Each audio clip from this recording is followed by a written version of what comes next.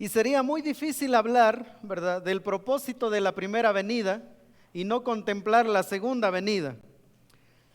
Y con esta serie queremos entonces hacer como una introducción para lo que viene para el tiempo de Semana Santa, porque hablaremos entonces de cuál será el propósito de esa segunda venida. De tal manera que la primera venida no tendrá efecto en el ser humano, ¿verdad? La segunda venida más bien no tendría efecto en la vida del ser humano sin esta primera venida, pero sin esta primera, la segunda también, ¿verdad? No tiene ese efecto que nosotros anhelaríamos. El propósito de su primera venida. Este tiempo, hermanos, donde pues las emociones están a flor de piel, donde para muchos, ¿verdad?, con dolor, el 24 alrededor de la mesa habrá una silla vacía, o el poder decir, aquí se sentaba mamá, papá, ¿verdad?, el primo. La mercadotecnia que ha convertido de esto en meramente elementos comerciales.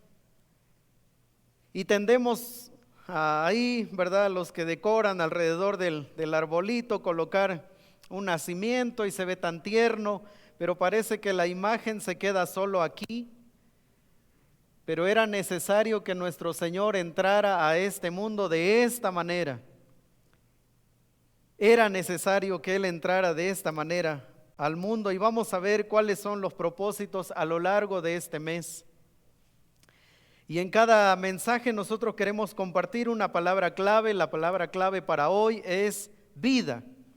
Y para los que alcanzan a ver el banner que está a mi derecha, ahí hay una palabra, y la vamos a ver a lo largo de este mes, ¿verdad? Se va a ir completando esos propósitos. El primero de ellos, el primer propósito de su venida fue traer vida. Vida. Así que el mensaje de hoy es titulado Buenas nuevas a los abatidos. Buenas nuevas a los abatidos. Y quisiera que revisáramos la lectura de hoy en Isaías capítulo 61, por favor. Vamos a ir a Isaías 61. Hay una diferencia mínima en Lucas 4, 18 y 19, texto que vamos a ir en un momento más, pero Isaías 61 dice así: el Espíritu de Jehová el Señor está sobre mí, porque me ungió Jehová. Me ha enviado a predicar buenas nuevas a los abatidos, a vendar a los quebrantados de corazón, a publicar libertad a los cautivos y a los presos, apertura de la cárcel, a proclamar el año de la buena voluntad de Jehová. Y en Lucas 4, 18 y 19, aquí corta esta porción, pero nos damos cuenta que la lectura continúa. Pero el Señor Jesús cortó en esta parte a proclamar el año de la buena voluntad de Jehová. Vamos a ir entonces a Lucas capítulo 4, por favor. El Señor Jesús en el día de reposo en Nazaret está en la sinagoga. 4:17 de Lucas dice: y se le dio el libro del profeta Isaías, y abierto el libro halló el lugar donde estaba escrito: el Espíritu del Señor está sobre mí, por cuanto me ha ungido para dar buenas nuevas a los pobres. Y cuando nosotros escuchamos pobres, automáticamente nuestra mente asocia esa palabra con el tema de las finanzas. Entonces, a los pobres, a los que no tienen unas finanzas estables, pareciera que este es el mensaje solo para ellos. Pero luego dice: me ha enviado a sanar a los quebrantados de corazón, a pregonar libertad a los cautivos, a esos que están libres, pero que están cautivos. Vista a los ciegos, a poner en libertad a los oprimidos, a predicar el año agradable del Señor. Vamos a leerlo todos juntos ahora, hermanos, versos 18 y 19 de Lucas. Dice: el Espíritu del Señor está sobre mí, porque me ha ungido para dar buenas nuevas a los pobres. Me ha enviado a sanar a los quebrantados de corazón, a pregonar libertad a los cautivos y vista a los ciegos, a poner en libertad a los oprimidos a predicar el año agradable del Señor. ¿Quién se anima, hermanos, a decirlo de memoria? Le damos otra leidita a ver si se nos va quedando. ¿Qué les parece? Y vamos tratando de captar ahí algunos elementos interesantes. Dice: el Espíritu del Señor está sobre mí, por cuanto me ha ungido.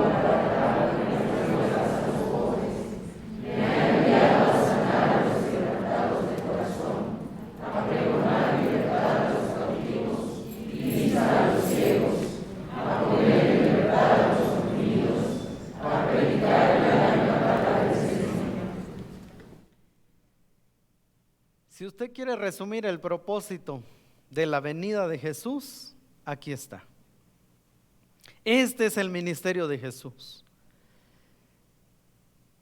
Pero fue necesaria, ¿verdad?, una entrada de esta naturaleza en un pesebre vulnerable, dependiente. Así llegó nuestro Señor. El propósito de su primera venida: buenas nuevas a los abatidos. ¿Cómo describe la Biblia la vida sin Cristo? Bueno, en la Biblia nosotros encontramos que los que no tienen a Cristo, sobre todo Isaías, describe mucho esto, cómo es la vida de aquellos que no tienen a Cristo. Bueno, se les describe como personas que viven en profundo abatimiento, en quebrantamiento, están quebrantados, están cautivos. Salen, caminan, trabajan, tienen familia, pero están cautivos, están aprisionados. No literalmente, porque muchos de los que están presos en realidad son libres, porque allá en la prisión encontraron a Jesús. Pero muchos de los que están libres en realidad están aprisionados, están afligidos, viven en completa oscuridad. Y es tan curioso que en este tiempo, ¿verdad?, donde nos encantan las luces de la Navidad, el arbolito lleno de luces, la cena llena, ¿verdad?, de un ambiente hermoso, bonito, muchos de los que van a participar de la cena de Navidad en sus hogares viven en completa oscuridad. Luto. ¿Cuántos no estarán experimentando luto en este tiempo? Sin gozo, sin paz, disfrutando de hermosos regalos, pero llorando. La Biblia también describe a los que no tienen a Cristo como en ruina. Viven en ruina, en escombros. Sus vidas, ¿verdad?, están derribadas. Así viven los abatidos. Así viven los pobres, los quebrantados, viven en oscuridad, en prisión, en aflicción.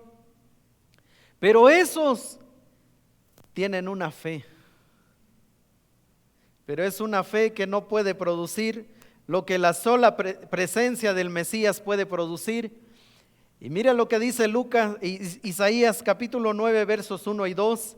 Mas no habrá siempre oscuridad para la que está ahora en angustia. Tal como la aflicción que le vino en el tiempo que livianamente tocaron la primera vez a la tierra de Zabulón y a la tierra de Neftalí. Pues al fin llenará de gloria el camino del mar, de aquel lado del Jordán, en Galilea de los gentiles. El pueblo que andaba en tinieblas vio gran luz. Los que moraban en tierra de sombra de muerte, luz resplandeció sobre ellos. Es decir, aquellos que están abatidos, que están quebrantados, que viven en oscuridad, que viven aprisionados por sus vicios, por sus temores, por sus emociones. Aquellos que viven en el luto permanente, sin esperanza, sin gozo, sin paz. Aquellos que tienen una vida en ruinas y que apenas están intentando levantar una y ya se cayó la otra. Y que viven así abatidos, quebrantados, cautivos. Y uno los ve sonreír y tienen una carcajada impresionante, pero que por dentro el corazón está llorando. A ellos la promesa es: no siempre habrá oscuridad para la que está ahora en angustia. Esos que lloran, esos que gimen, esos que claman, no siempre vivirán en la oscuridad. Algún día verán luz aquellos que moran en tierra de sombra de muerte. Un día luz resplandecería sobre ellos. Y yo quiero llevarlo esta tarde a un pasaje muy conocido para que usted pueda ver cómo es la vida de los que viven en tierra de sombra y de muerte, los que viven en oscuridad. Se va a dar cuenta que aquellos que viven en oscuridad tienen una fe tradicional, una fe histórica, pero que siguen abatidos, siguen llorando, siguen enlutados y siguen en completa oscuridad, pero en medio de esa oscuridad ellos tienen una fe que no es suficiente porque no descansa en la persona de Jesús. Y vamos a ir a Juan capítulo 4, por favor. Juan capítulo 4.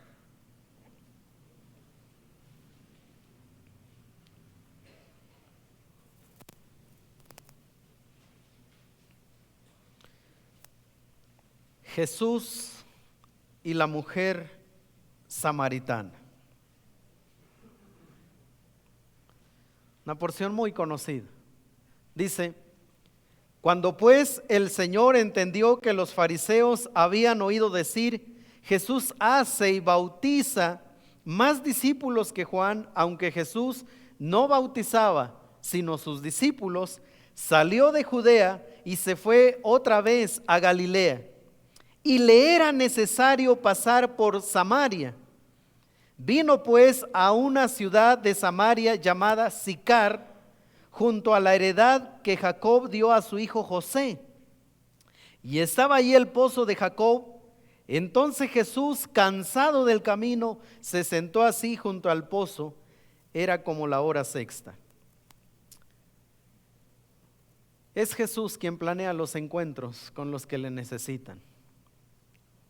No somos nosotros los que buscamos a Jesús, es Jesús el que nos busca a nosotros. Nosotros somos los perdidos, no es Él. Y lo que nosotros vamos a leer en este momento, lo que vamos a meditar, tiene que ver con lo que Jesús hace con los que le necesitan, aunque tengan una fe. Vamos a estudiar lo que Jesús hace con aquellos que le necesitan porque viven en una sombra permanente, en medio de la oscuridad. Y quiero llamar su atención en primer lugar al tiempo de la visitación, el momento en el que Jesús planea este momento, el tiempo de la visitación, cerca del mediodía. Ahora, una de las cosas que son muy interesantes aquí son esos detallitos de los cuales a veces no nos detenemos a mirar cuando leemos pasajes muy conocidos. Uno de los problemas que tenemos los creyentes es que cuando leemos pasajes muy conocidos, pasamos por alto algunas cosas que están ahí y ahí podemos encontrar la riqueza del texto. La primera de ellas es cerca del mediodía, ese momento en el que está el sol abrasador, en el que nadie está pensando en ir a sacar agua porque es el mediodía. La mayoría va o en la mañana o en la tarde. Pero nadie está pensando en ir a sacar agua al mediodía. Y algunas de las razones creo que son obvias: el calor abrasador, caminar hasta el pozo con un cántaro, el esfuerzo que representa durante ese tiempo el sacar el agua. Algunos comentaristas calculan que rebasaba los 30 metros por pozos que se han descubierto en la región. Así que estamos hablando de un esfuerzo que tenía que hacer esta mujer, pero a la hora que el sol abrasador incrementa la sed, Jesús planeó su encuentro con la mujer samaritana. Quiero que se imagine la escena: mediodía. Seguramente la poca agua que había en casa se acabó y eso hizo necesario que aquella mujer tomara su cántaro y avanzara hacia el pozo.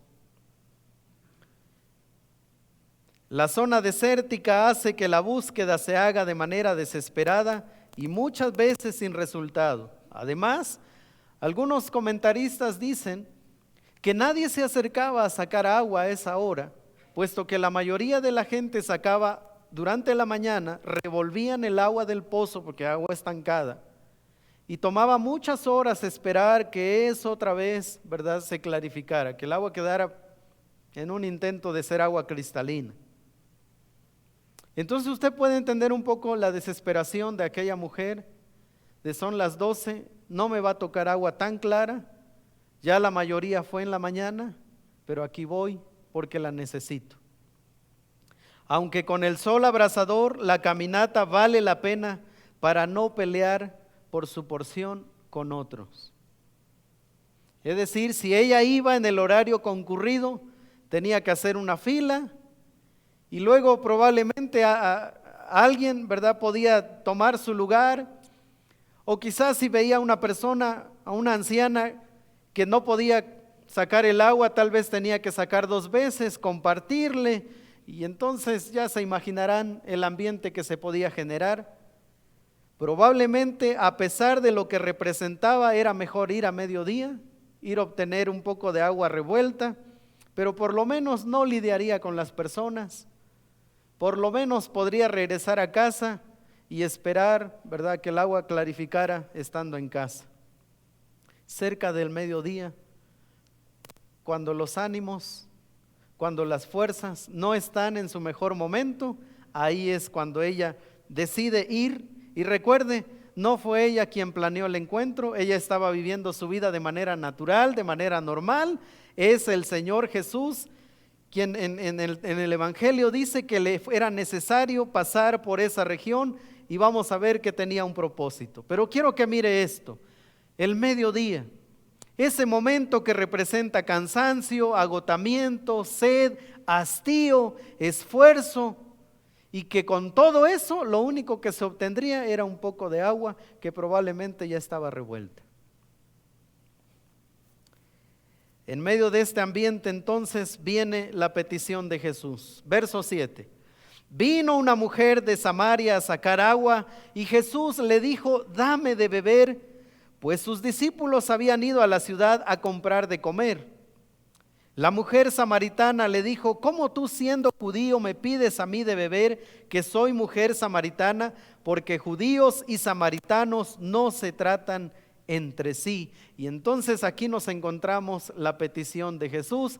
Recuerde, estamos hablando de agua empozada, agua que representaba mucho esfuerzo, agua que probablemente en el camino se le derramaría un poco y no llegaría a casa con la misma cantidad, que tendría que regresar tal vez al caer la tarde cuando todo mundo se prepara para ir a traer agua. Estamos hablando de eso, del esfuerzo que representa, y se encuentra un hombre judío. Y este hombre judío le dice, sin más ni más, dame de beber.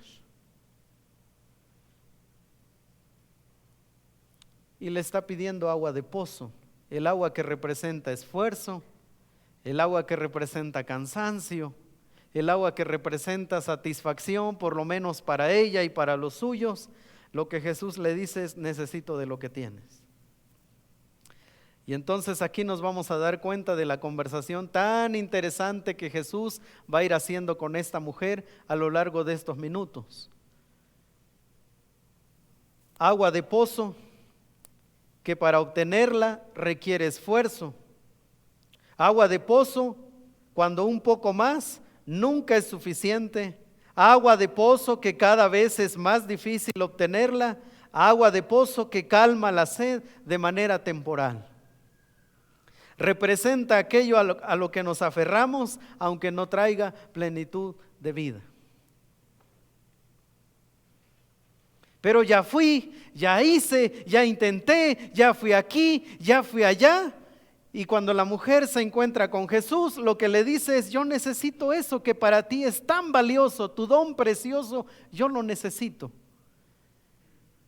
Y yo me imagino a esta mujer que cuando escuchó dame de beber, yo pienso que agarró su cántaro y le ha de haber dicho así como: ¿y por qué debería de darte de lo mío, de lo que representa esfuerzo?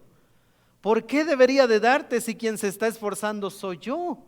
¿Por qué debería de darte si esto es para mí y es para mi familia? ¿Por qué debería de darte de lo mío?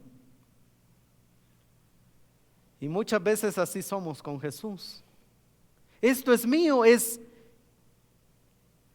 el vicio, me está matando, pero es mío.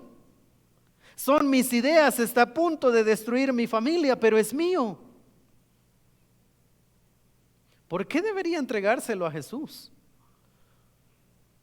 Representa aquello a lo que nos aferramos aunque nos esté consumiendo la vida. Y hermanos, no somos muy distintos de esta mujer. Yo quiero que piense por un momento en aquello que pediría Jesús si tuviera un encuentro con usted así como esta mujer en un ambiente de su vida cotidiana. No sé, imagínese a Jesús entrando mañana a su oficina y diciéndole: necesito eso que tú tienes. Pero Señor, esto es con lo que yo llevo sustento a casa. Tú no sabes cuánto me he esforzado para estar en el puesto que tengo. Tú no sabes cuánto lo necesitan mi familia, mis hijos, porque es aquello a lo que nos aferramos, porque representa esfuerzo, porque aunque sabemos que mañana tenemos que salir y volver a trabajar, cuánto nos encanta el trabajo, porque es nuestro. Porque allí encontramos cierta identificación, llegamos cansados de la oficina, del trabajo, llegamos agotados y decimos: ojalá pronto llegue mi jubilación, pero ahí vamos mañana otra vez. Llega la quincena y decimos: por esto es lo que yo estaba luchando estos días.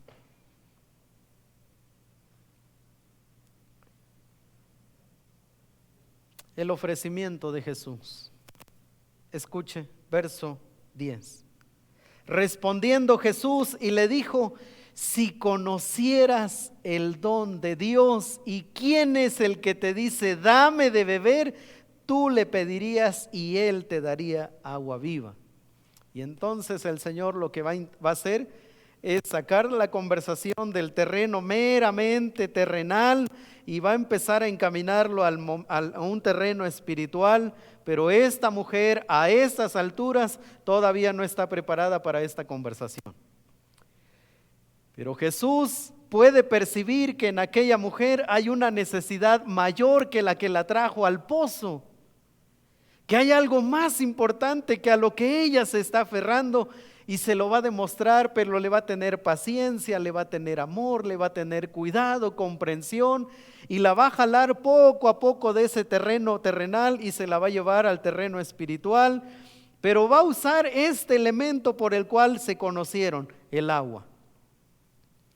Y a través de eso se la va a llevar por el terreno espiritual, y aquí comienza entonces el Señor y le dice: si conocieras el don de Dios, si tú conocieras lo que Dios tiene para ti, si tú conocieras el regalo de Dios para ti, que es su amor, porque era una mujer que seguramente no conocía el amor. Seguramente era una mujer que con la sola mirada se sabía odiada por los demás. Sabía que era una mujer despreciada por su comunidad, por su estilo de vida. Así que no era esa mujer seguramente acostumbrada a recibir el cariño de los hombres, sino solo era un instrumento para los hombres. Era esa mujer que probablemente nadie se había sentado a escucharla como aquel día estaba teniendo una conversación con ese desconocido. Y entonces Jesús le dice: si conocieras el don de Dios, el regalo que Dios tiene para ti, porque era una mujer acostumbrada a dar de su cuerpo, seguramente para obtener algunas monedas y poder sobrevivir. Pero ahora está frente a Cristo y le dice: en este asunto tú no tienes que dar nada. Si tú conocieras el don de Dios, ¿y quién es el que te dice dame de beber? Tú le pedirías y él te daría. Y entonces la saca del pozo y le dice: aquel te daría agua viva, el agua empozado, el agua de vida, ¿verdad? El agua empozado es aquel que representa el estancamiento, el mal olor, moscos. Pero ese es el agua, ¿verdad? De pozo. Y Jesús le dice: si tú supieras delante de quién estás, tú le pedirías agua viva, el agua que corre, el agua fresca, el agua cristalina. Esa agua que inunda el alma afligida de satisfacción gozo y paz. De eso se trata esta conversación y se va a dar cuenta que aquella mujer todavía no capta el asunto, pero Jesús le está diciendo: lo que tú necesitas, tú lo puedes obtener. De hecho, aquí estás porque necesitas y tú lo puedes obtener, pero lo que necesitas no es completo. Tu necesidad no es completa. Lo que tú puedes saciar, lo que tú puedes obtener, no es todo. Hay algo más y yo te quiero ofrecer algo más. Te quiero dar agua de vida que inunda el alma afligida de satisfacción, gozo y paz, imposible de conseguir a través del esfuerzo humano, porque no puedes venir a un pozo para obtener el don de Dios. No puedes hacer esfuerzos humanos para obtener el don de Dios. Es un don de Dios para la humanidad concedido en la persona de Jesús, el Cristo. No puedes hacer algo, no es tuyo, no hay manera de que lo obtengas. Necesitas, hay una sed en ti. No es una sed física, es una sed espiritual. Y hagas lo que hagas con tu sed espiritual, no podrás saciarla, porque no es agua de vida. Con lo que tú estás saciando tu sed espiritual sigue siendo con agua de pozo. Tienes que hacer algo, pero con el agua de vida no necesitas hacer, es suficiente.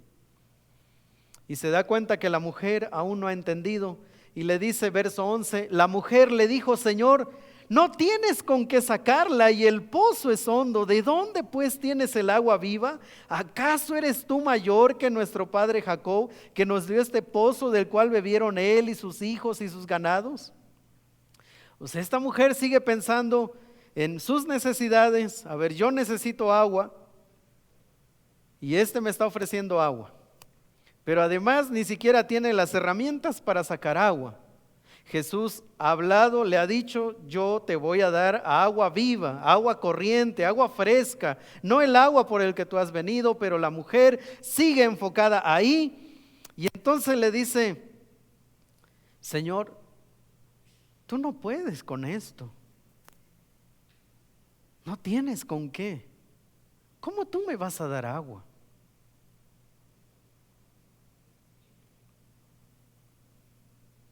Respondió Jesús y le dijo: cualquiera que bebiere de esta agua, o sea, de esta por la que tú has venido, de esta por la que te esfuerzas, de esta que representa cansancio, de esta agua que representa agotamiento, de esta agua que es temporal, cualquiera que bebiere de esta agua volverá a tener sed, porque así es, esto es normal, es natural. Mas el que bebiere del agua que yo le daré no tendrá sed jamás. Y entonces le habla de dos tipos de sed. Y ya le está diciendo, hay una que es temporal y que se puede resolver de manera temporal, pero hay una sed que tú tienes y es espiritual, y esta es la que tú no puedes ver todavía. Cualquiera que bebiere de esta agua volverá a tener sed, mas el que bebiere del agua que yo le daré no tendrá sed jamás, sino que el agua que yo le daré será en él una fuente de agua que salte para vida eterna. La mujer dijo: Señor, dame de esa agua. Y entonces aquí nosotros encontramos la petición de la mujer, ¿verdad? Todavía pensando en estos elementos meramente terrenales, y dijo: si Jesús puede con mis necesidades, yo quiero a Jesús. Si Jesús va a cambiar mis finanzas, yo quiero a Jesús. Si Jesús va a sanar a un familiar enfermo, yo quiero a Jesús. Si Jesús me va a quitar el vicio, yo quiero a Jesús. Eso es lo que esta mujer en este momento estaba pensando. Si Jesús, si este hombre puede saciar mis necesidades, entonces yo le puedo hacer un espacio en mi vida. Y así es como muchos llegamos al encuentro con Jesús, sin claridad de quién es Él, pero solo mirando nuestras necesidades. Pero qué hermoso que en medio de esto, que esa mujer estaba desenfocada, se atrevió a decir Señor. Y hermanos, cuando alguien le dice Señor a Jesús, ha pasado a otro nivel. Porque ha pasado de ser el Jesús que todo mundo reconoce como el Jesús histórico, el Jesús, el buen maestro, el buen maestro de ética y de filosofía y el buen revolucionario, cuando alguien le llama a Jesús Señor, ha pasado de este nivel a este otro. Y quizás sin tener todo un panorama espiritual, aquella mujer le dice: Señor, dame de esa agua. Y vuelve a regresar al terreno terrenal y le dice: dame de esa agua para que no tenga yo sed, ni venga aquí a sacarla. Si hay una manera en la que yo deje de trabajar, yo quiero a Jesús. Y si Jesús ofrece eso, yo quiero a Jesús. Y todavía lo está mirando en este nivel. Y comienza una conversación bien interesante, porque esta mujer le dijo: Señor, de verdad, dame de esa agua, yo quiero de esa. Si hay algo en ti que pueda cambiar mi realidad, yo la quiero. Pero su realidad en ese momento era sacar agua del pozo. Eso era todo lo que ella quería. Entonces, verso 16, Jesús le dijo: ve, llama a tu marido y ven acá. ¿Qué tenía que ver el marido con esa conversación? Yo vine por agua, tú tienes sed, tú dices que puedes saciar la mía, ya te la pedí, estoy dispuesto a recibirla. ¿Qué tiene que ver? ¿Qué tiene que ver este hombre con mis principios y con mis valores? Es que lo que ella no lograba entender, que cuando Jesús llega al encuentro de una persona, llega para cambiar su vida. Y probablemente aquella mujer así de: ¿cómo? ¿Mi marido? Pues yo solo quiero agua. Mi marido está bien allá, gracias, ¿verdad? Aquí debería estar este. Pero quiero que note lo siguiente. Respondió la mujer y dijo: no tengo marido. Jesús le dijo: bien has dicho, no tengo marido, porque 5 maridos has tenido y el que ahora tienes no es tu marido.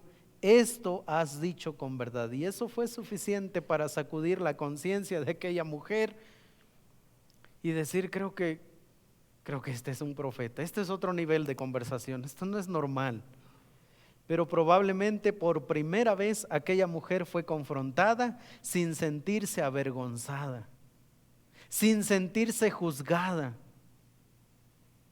Probablemente fue la primera vez que un hombre se sentó frente a frente para hablarle con verdad y hablarle con amor. Si conocieras el don de Dios, ese don que trasciende a tus necesidades materiales y que se ocupa de tus necesidades espirituales. Ese don que solo es ofrecido a través de la persona de Jesús. Porque cuando nosotros conocemos al Señor, nosotros quisiéramos que ciertas áreas quedaran reservadas de Él, ¿verdad? O sea, sí, yo quiero tener un encuentro con Jesús, yo quiero que Él me bendiga, yo quiero esto, yo quiero lo otro, pero que no se meta en mi familia, pero que no se meta en estas otras áreas, pero eso no es lo que hace. El encuentro con Jesús comienza y comienzan a tener una conversación acerca de la adoración. ¿Se da cuenta? Estamos hablando de una persona que vive en completa oscuridad. Estamos hablando de una persona que vive en completa oscuridad. Pero esa persona en completa oscuridad tiene una fe tradicional, una fe tan bien aprendida que ella puede trazar la línea histórica de su fe. Es tan tradicional e histórica su fe que ella se sabe el hilo conductor que la conecta a sus antepasados. Le dijo la mujer, verso 19, Señor, me parece que tú eres profeta. Nuestros padres adoraron en este monte y vosotros decís que en Jerusalén es el lugar donde se debe adorar. Jesús le dijo, mujer, créeme que la hora viene cuando ni en este monte ni en Jerusalén adoraréis al Padre. Vosotros adoráis lo que no sabéis, nosotros adoramos lo que sabemos, porque la salvación viene de los judíos. Mas la hora viene y ahora es cuando los verdaderos adoradores adorarán al Padre en espíritu y en verdad, porque también el Padre tales adoradores busca que le adoren. Dios es espíritu y los que le adoran en espíritu y en verdad es necesario que adoren. Le dijo la mujer: sé que ha de venir el Mesías llamado el Cristo. Cuando Él venga nos declarará todas las cosas. Y Jesús le dijo: yo soy. ¿Verdad? Tenía una fe histórica. Y en esa historia se conectaba al Mesías. Y yo no sé si en medio de su concepto de adoración ella veía lejano ese momento como el cumplimiento de que un día vendría el Mesías. ¿Y qué podría esperar esa mujer si era tildada como una cualquiera? Por supuesto, el Mesías no se dignaría a tener una conversación con una mujer como yo. Si era una mujer despreciada, desvalorada, el Mesías descrito en nuestra fe histórica y tradicional, seguramente el Mesías no es para mí. Pero si hay algo de su mesa como aquellas migajas que pueden caer y los perrillos lo comen, aquella mujer estaba dispuesta a tomar de las migajas y como los perros comer de eso que cayera. Y yo quiero que piensen en este momento. Está Jesús frente a frente con esa mujer. Y aquella conoce tan bien su tradición, su religión, y le dice: sí, yo sé que un día va a venir el Mesías, es el Cristo, es el ungido de Dios. Y cuando Él venga nos declarará todas las cosas. Y Jesús le dijo: yo soy el que habla contigo. Si aquella mujer tenía su cántaro de agua defendiéndolo de Jesús, yo creo que aquella mujer puso su cántaro y dijo: no es posible esto no es verdad. Esto no es verdad.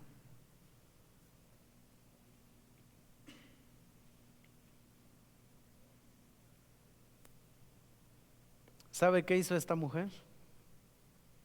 De ese encuentro, dejó su cántaro. ¿Recuerda lo que representa su cántaro?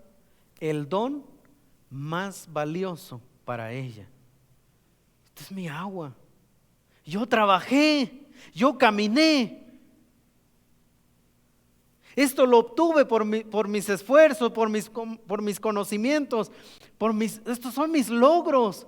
Jesús no se puede meter con esto porque aquí encuentro plenitud, aunque no pueda dormir 2, 3 de la mañana, pero tengo gozo y tengo paz. De todos modos ya casi es quincena y viene el aguinaldo, así que esto es mío. Esto es mío, no se lo puedo dar a Jesús. Pero cuando ella se encuentra cara a cara con Jesús y Jesús le dice: yo soy el que habla contigo, entonces la mujer dejó su bien más preciado, lo puso a los pies de Jesús y se fue. Su encuentro con Jesús cambió su concepto de adoración. Ella tenía una fe, vivía en oscuridad, pero tenía una fe que no saciaba su sed espiritual. No tenía gozo, no tenía paz, no tenía satisfacción, pero seguramente cada día de reposo estaba en el templo, estaba en el lugar de reunión. Abandonó a los pies de Jesús su don más preciado y una vez saciada quiso compartir con los suyos el agua viva. Por primera vez ella tenía algo que dar y no solo a los hombres. Ya no era su cuerpo. Por primera vez ella tenía algo para todo un pueblo que no obtuvo a través de sus esfuerzos. Ella vino al pozo con tal de saciar la sed de los suyos y quizá 2, 3 de su casa, nada más. Pero cuando ella se encontró a Jesús, resulta que ella tenía algo suficiente para los demás, incluso para aquellos que en algún momento la habían despreciado. Y entonces deja su cántaro y se va. Y se da cuenta que su adoración no era correcta hasta que se encuentra a Jesús, abandonó a los pies de Jesús su don más preciado y una vez saciada quiso compartir con los suyos el agua viva. Así viven los abatidos. Los abatidos tienen una sed que no puede ser saciada hasta no tener un encuentro con Jesús, el Cristo. Y puedes pasar los próximos años viviendo en tu fe tradicional e histórica y no tener gozo, paz ni plenitud. Uno de los propósitos de la primera venida de Jesús fue para traer buenas nuevas a los abatidos, esos abatidos que tienen una fe, pero que no tienen gozo, que no tienen paz y que no tienen plenitud. Los abatidos solo podrán anhelar a Jesús cuando se den cuenta que Él es suficiente para tener plenitud. Si no hubiese sido por el encuentro con Jesús, aquella mujer seguiría en completa oscuridad. Pero ¿sabe cuál es la promesa de Isaías? Mas no habrá siempre oscuridad, no habrá. Y entonces esta mujer, si seguimos la lectura, dice que salió, ¿verdad?, a buscar a los de su pueblo. Y ella quiso que todos conocieran a Jesús. Y les dijo, creo que este es el Mesías, ¿verdad? Y entonces los habitantes del pueblo le dijeron, ya no solo creemos por lo que tú dices. O sea, ya no. Nosotros hemos visto a Jesús. Él es diferente, Él es real, Él es el Mesías. Ha descendido para traer luz sobre la oscuridad. ¿Y se puede imaginar el gozo de esta mujer de haber sido dignificada por el Evangelio?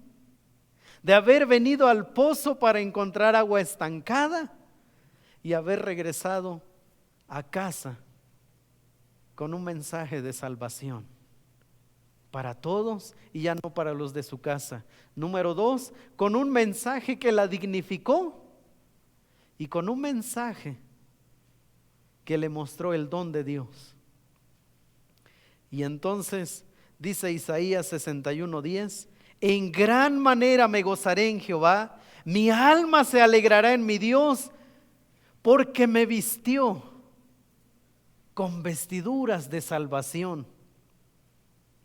Mire, yo creo que este fue el cántico de la mujer. Aquella mujer que caminaba en el pueblo, ahí va la cualquiera. Ahí va la que nadie soporta. Ahí va la que va por su sexto marido. Y yo pienso que aquella mujer, mientras caminaba, se sentía expuesta, desnuda, juzgada. Y yo pienso que este fue el cántico de esta mujer. Mi alma se alegrará en mi Dios, porque me vistió con vestiduras de salvación. Me rodeó de manto de justicia. Como a novio me atavió y como a novia adornada con sus joyas. Si tú supieras, si tú conocieras el don de Dios. Uno de los propósitos de la primera venida de Jesús es traer vida a los que están en sombra de muerte. Y qué hermoso es el Evangelio, porque Isaías dice, me vistió con vestiduras de salvación. Cuando el pecado nos expuso y nos desnudó y nos avergonzó, aquel hombre que dijo, dame de beber, en realidad traía un manto de justicia. Ese es el poder del Evangelio. El poder de ese Evangelio que sana, ¿recuerda? Vendar a los quebrantados. Ese es el propósito del Evangelio. A eso vino Jesús, a sanar, a restaurar, a liberar, a dar vista a los ciegos, a vestir a los desnudos, a calmar la sed de los sedientos, pero no esa sed que se encuentra en un pozo. Es esa sed que tiene que ver con el alma. De eso se trata el Evangelio y de eso estaremos hablando las próximas semanas, del propósito de su venida. Y Dios quiera que esta tarde alguien pueda levantarse como aquella mujer, samaritana, con esa valentía, a pesar de que fue expuesta ante Jesús, pero ella se levantó y le dijo: Señor, yo quiero de esa agua. Si tú tienes algo para mí, yo quiero de eso, yo quiero a Cristo. Vamos a orar.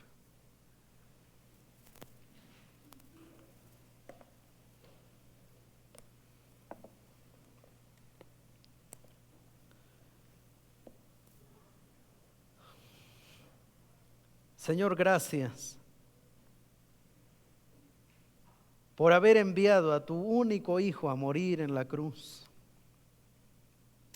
Gracias, Señor, porque no quedó en el pesebre, no quedó en la cruz y no quedó en la tumba.